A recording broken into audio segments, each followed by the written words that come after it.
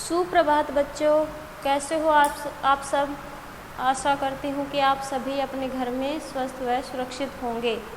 मैं आपकी हिंदी अध्यापिका मुकेश कुमारी आप सभी के लिए एक प्यारी सी कविता लेकर आई हूँ, चतुर चित्रकार। ये हमारी हिंदी की जो पुस्तक है पाठमाला, उसका 5वां पाठ है, 5वीं कविता है।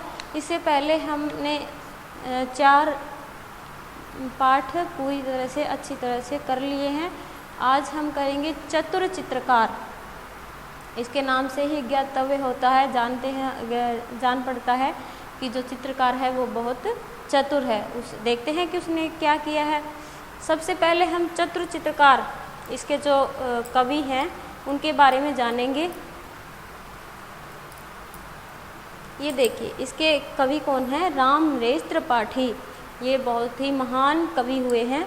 ये एक अध्यापक, रचनाकार, स्वतंत्रता सेनानी, जिन्होंने कई कविताएं, कहानियां, उपन्यास आदि लिखे हैं। इन्होंने कविताएं भी लिखी हैं, कहानियां भी लिखी हैं, उपन्यास भी लिखे हैं, ठीक है। और ये एक अध्यापक, रचनाकार और स्वतंत्रता सेनानी रहे हैं। स्वतंत्रता सेनानी का मतलब इन्होंने आज़ादी के दौरान अपना योगदान दिया है। कविता को, बाल साहित्य में भी इनका अभूतपूर्व योगदान रहा। बाल साहित्य, बच्चों के लिए प्यारी प्यारी कविताएं लिखना, बच्चों के लिए प्यारा प्यारा वो जो साहित्य लिखने का योगदान भी इनका रहा है। कविता कौमुदी नामक इनकी रचना ग्राम गीतों का प्रथम संकलन माना जाता है। कविता कौमुदी ये क्या है? इनकी ग्राम गीतों का मतलब, ग्राम गीत क्या हो गया? ग्रामीण जो परिवेश में जो गीत गाए जाते हैं उनका प्रथम संकलन माना जाता है। मिलन पथिक, स्वपन, मानसी, हंसू की हिम्मत, मोहन माला, मोहन भोग, वानर संगीत, कविता विनोद, मोतीचूर के लड्डू नामक इनकी कुछ प्रमुख कृतियां हैं। कृतियां मतलब रचनाएं हैं। इसमें शब्द तरंग देखेंगे। चतुर मैंने होशियार, खिसियाकर, चिढ़कर। तो बच्चों चलिए हम अब हमारी इस प्यारी सी कविता को पढ़ते हैं। आपको बहुत मज़ा आएगा, बहुत अच्छा लगेगा इस कविता को पढ़ने में। सबसे पहले इसमें पूछा गया कि आपको किस चीज़ से डर लगता है। तो इसमें चित्रकार का चेहरा भी देखो, आप देख रहे होंगे सभी स्क्रीन पर कि बहुत ही डरा हुआ है। और उसके सामने, अरे भाई शेर किसी के सामने आ जाए तो किसको भय नहीं लगेगा, किसको डर नहीं लगेगा? हम सभी बहुत घबरा जाएंगे, बहुत डर जाएंगे। चलिए इस कविता को, वैसे तो ये एक हास्य कविता है जिसमें हमें हंसी आएगी, विनोद होगा, मतलब हमें प्रसन्नता होगी और इस कविता को पढ़ने में मज़ा आएगा। चलिए पढ़ते हैं। चित्रकार सुनसान जगह में बना रहा था चित्र, इतने में ही वहाँ आ गया यमराजा का मित्र। यहाँ पर यमराजा का मित्र किसको कहा है? शेर को कहा है। शेर। चित्रकार सुनसान जगह पर क्या बना रहा था? चित्र। जब भी आप सभी को पता होगा कि चित्रकार जब भी कोई चित्र बनाता है तो वो किसी ऐसी जगह को निश्चित करता है जहाँ वातावरण बहुत अच्छा होता है और उसकी जो चित्र है, जो उसकी तस्वीर है वो बहुत अच्छी बने। ठीक है बच्चों। तो चित्रकार सुनसान जगह में, तो उसने एक सुनसान जगह चुनी थी जंगल की। वहाँ पर क्या बना रहा था? वो चित्र बना रहा था। इतने में ही वहाँ आ गया। वहाँ पर कौन आ जाता है? यमराजा का मित्र। यमराजा का मित्र कौन है? शेर। वहाँ पर शेर आ जाता है। उसे देखकर चित्रकार के तुरंत उड़ गए होश, नदी, पहाड़, पेड़, पत्तों का रह न गया कुछ जोश। यहाँ पर क्या हुआ? चित्रकार उसको देखकर क्या हो जाता है? भय मान जाता है, डर जाता है और उसके होश उड़ जाते हैं चित्रकार के। और नदी, पहाड़, पेड़, पत्तों में जो भी वहाँ पर पेड़ पौधे थे, पत्ते थे और जो भी छोटे मोटे जानवर भी वहाँ रहे होंगे, नदी, पहाड़, सब में जो सबका जो जोश था वो ख़त्म हो गया। किसको देखकर? यमराजा के मित्र को देखकर, शेर को देखकर। फिर उसे कुछ हिम्मत आई, देख उसे चुपचाप। अरे भाई, अगर हमारे सामने मौत आती है, समस्या आती है तो हम क्या करते हैं? पहले हम एक बार तो डर जाते हैं, पर धीरे धीरे अगर हमें जान बचानी है तो हम क्या करते हैं हिम्मत लेके आते हैं कि हमें इस समस्या से निपटना है, इसको ख़त्म करना है। तो उसी तरह से चित्रकार ने हिम्मत बनाकर हिम्मत बढ़ाई और उसको चुपचाप देखने लगा और बोला सुंदर चित्र बना दूँ, बैठ जाइए आप। तो शेर महाराजा को क्या कहता है कि आप बैठ जाओ, मैं आपका सुंदर चित्र बना देता हूँ। उकरू मुकरू बैठ गया वो सारे अंग बटोर। उकरू मुकरू जैसे बोलते हैं ना, हमारे हरियाणवी में आपने सुना होगा उकड़ू बैठ जा। तो उकड़ू का मतलब होता है कि आप समझ ही गए होंगे कि उकड़ू कैसे बैठा जाता है। मैं तो आपको बता नहीं सकती कि कैसे, मतलब शेर उकरू मुकरू बैठ जाता है, सारे अंग बटोर, अपने सारे अंगों को समेटकर एक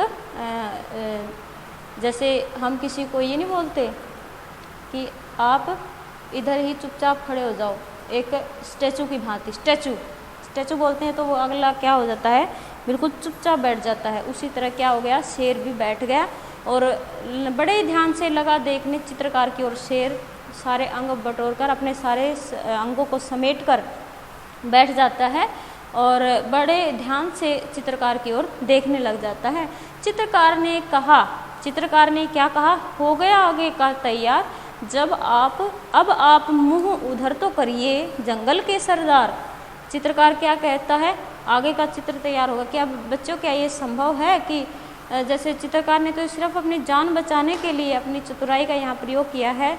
तो उन्होंने कहा कि हे महाराजा, हे जंगल के सरदार शेर, आपका आगे का तो चित्र तैयार हो गया है। अब आप क्या करिए, आगे मुंह अपना पीठ फेर कर बैठ जाइए, आप दूसरी तरफ मुंह कर लीजिए, अब मैं वो चित्र बनाऊंगा।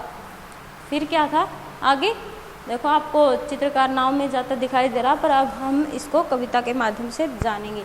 बैठ गया पीठ फिराकर चित्रकार की ओर, चित्रकार चुपके से खिसका जैसे कोई चोर। इस कविता में यहाँ पर हास्य पैदा हुआ है कि शेर जो होता है वो पीठ मोड़कर बैठ जाता है, पीठ फिराकर बैठ जाता है, मतलब चित्रकार की ओर से।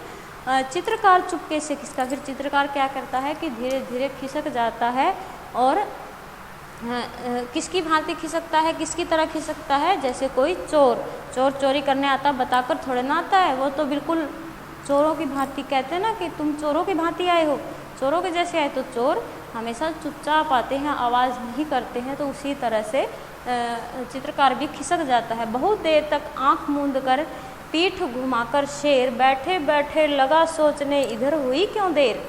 तो बहुत देर तक आंख मूंद कर पीठ घुमाकर शेर तो बैठा रहा कि मेरा चित्र बन रहा है, लेकिन उसे क्या पता था कि जो चित्रकार था वो तो कब का खिसक लिया, कब का भाग गया।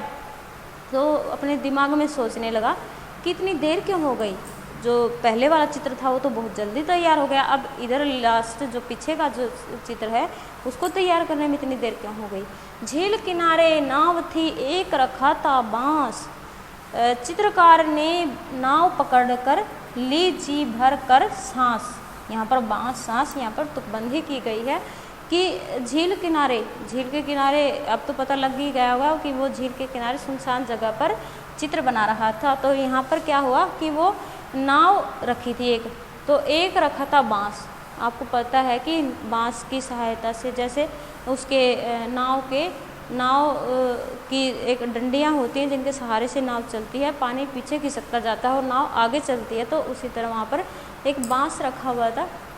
चित्रकार ने फिर नाव को पकड़ लिया और जी भरकर सांस ली कि चलो अब मैं निकल लेता हूँ यहाँ से और अपनी जान बचाता हूँ। जल्दी जल्दी नाव चलाकर निकल गया वह दूर। उसने क्या किया, जल्दी जल्दी बांस को चलाया और नाव को जल्दी जल्दी चलाकर वो निकल जाता है बहुत दूर। इधर शेर था धोखा खाकर झुंझलाहट में चूर।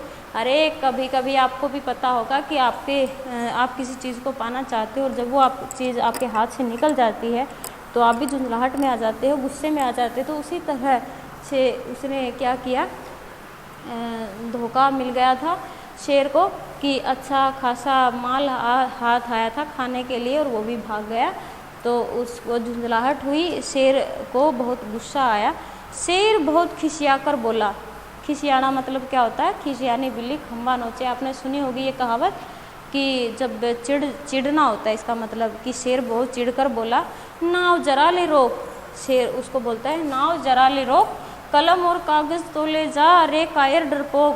वो उसको क्या कहता है, कायर और डरपोक कहता है कि अरे अपनी कलम और कागज़ तो ले जा, कैसे चित्र बनाएगा, अपनी नाव को रोक ले। पर चित्रकार ने क्या कहा, तुरंत उसने जवाब दिया, चित्रकार ने कहा तुरंत ही, रखिए अपने पास चित्रकला का आप कीजिए जंगल में अभ्यास। अब चित्रकार को तो होश आ गया कि चलो जान बची तो लाखों पाए, कलम छूट गई, चित्र छूट, कागज़ छूट गया तो क्या बात हुई, आगे और मिल जाएंगे, जान दोबारा नहीं मिलेगी।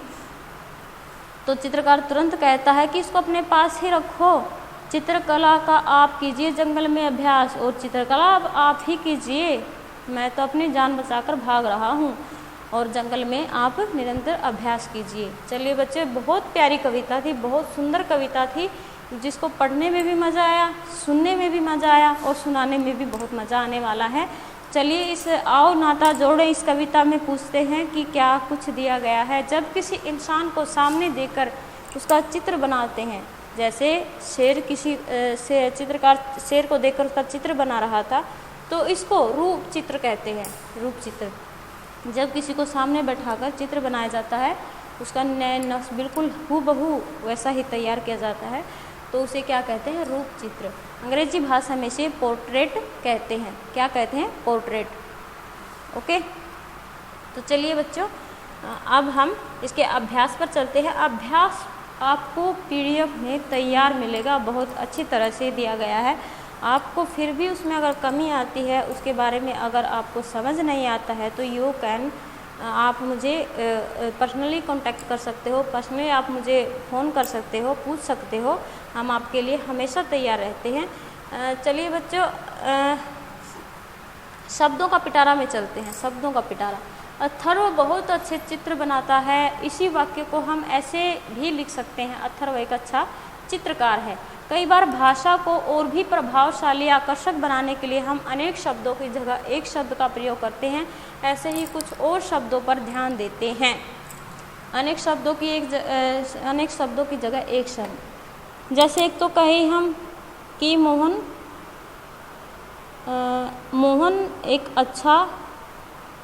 बहुत अच्छा गाना गाता है। जैसे आपने सुना होगा श्रेया घोषाल के बारे में, गायिका हैं बहुत अच्छी, लेकिन हम कहें कि श्रेया घोषाल अच्छा गाना गाती है, लेकिन उनको अगर एक प्रभावशाली तरीके से एक वाक्य बोलें तो श्रेया घोषाल एक गायिका हैं। तो यहाँ पर जो गायिका शब्द कहा है वो अनेक शब्द के लिए क्या हुआ, एक शब्द हुआ। जैसे इसमें कुछ उदाहरण दिए गए हैं। आज्ञा का पालन करने वाला, आज्ञाकारी, जो आज्ञा का पालन करता है। अब एक तो लिखे हम कि हम यहाँ पर लिखें जैसे कि सुगंधा आज्ञा का पालन करने वाली लड़की है। एक तो हम ये लिखें और हम सीधा सीधा लिख दें कि सुगंधा आज्ञाकारी है, तो कौन सा अच्छा लगेगा आपको, सुगंधा आज्ञाकारी है। बस ऐसे ही एक तो बहुत बड़ा शब्द लिखें और एक झटके में एक ऐसा शब्द लिख दें कि अच्छा भी लगे, सुनने में भी अच्छा लगे और देखने में भी अच्छा लगे। तो इसी तरह से यहाँ पर कोई बहुत सारे शब्द दिए गए हैं, वाक्य दिए गए हैं जिनका एक शब्द बनाना है हमें, जिसकी कोई उपमा न हो, अनुपम। तो इसी तरह जल में रहने वाला जलचर, आकाश में रहने वाला नभचर। इसी तरह बच्चों आप सभी को अनेक शब्दों के लिए एक शब्द अच्छे से याद करने हैं और अच्छे से आपको समझने हैं। अगर ना समझ में आए तो फिर भी मैं आपको कहूँगी कि आप पूछ सकते हो। चतुर चित्रकार सुंदर जंगल में चित्र बनाने गया, लेकिन वहाँ उसका सामना एक बड़े से शेर से हो गया। इस वाक्य में कौन से शब्द चित्रकार जंगल और शेर की विशेषता बता रहे हैं? यहाँ पर कुछ शब्द ऐसे हैं जो इन सब शब्दों की विशेषताएं बता रहे हैं। कौन से शब्द हैं? चित्रकार कैसा है? दिमाग से चतुर है। तो यहाँ पर ये क्या कर रहा है? विशेषता बता रहा है चित्रकार की। जंगल कैसा है? सुंदर है। तो यहाँ पर सुंदर जो शब्द है वो जंगल की विशेषता बता रहा है। शेर कैसा शेर है? बड़ा शेर है। तो यहाँ पर ये इसकी विशेषता बता रहा है। यह शब्द विशेषण कहलाते हैं। देखिए बच्चों, आप सभी को अच्छे से उदाहरण दे दिए। अब उदाहरणों के माध्यम से बता दिया कि ये सभी शब्द इनको हम क्या कहेंगे, विशेषण कहेंगे। संज्ञा पढ़ ली, सर्वनाम पढ़ लिया। अब लिखते हैं संज्ञा अथवा सर्वनाम शब्दों की विशेषता। गुण, दोष, संख्या, परिमाण आदि बताने वाले शब्द विशेषण कहलाते हैं। और इनकी विशेषता, संज्ञा शब्द भी पढ़े हैं, सर्वनाम भी पढ़े हैं, उन सब की विशेषता जो बताते हैं वो शब्द क्या कहलाते हैं, विशेषण कहलाते हैं। जैसे बड़ा, काला, लंबा, दयालु, भारी, सुंदर, कायर, टेढ़ा मेढ़ा, एक, दो आदि। जिस संज्ञा अथवा सर्वनाम शब्द की विशेषता बताई जाए वह विशेष्य कहलाता है। अब चाहे वो संज्ञा हो चाहे वो सर्वनाम हो, जिसकी भी विशेषता बताई जाए वो क्या कहलाएगा, विशेष्य कहलाएगा। जैसे राम बहुत अच्छा चित्र बनाता है, तो यहाँ पर चित्र बनाता है, अच्छा बनाता है, अच्छा तो यहाँ पर क्या हो गया, विशेषण हो गया। परंतु किसकी विशेषता बताई है ये, इसकी मैंने क्या बोला था बेटा, जैसे मोहन सुंदर चित्र बनाता है, तो यहाँ पर मोहन सुंदर चित्र बनाता है। सुंदर चित्र तो हो गया हमारा, सुंदर हो गया विशेषण, परंतु कौन बनाता है, मोहन बनाता है, मोहन की विशेषता बताई गई है। तो यहाँ पर क्या आएगा, वो क्या कहलाएगा, विशेष्य कहलाएगा।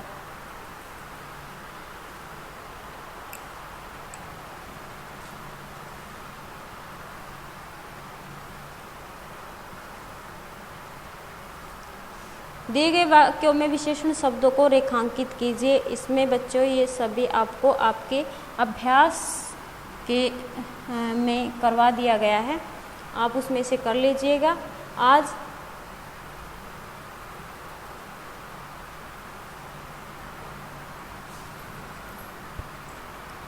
आज के लिए बस आपकी कविता यहीं पर ख़त्म होती है।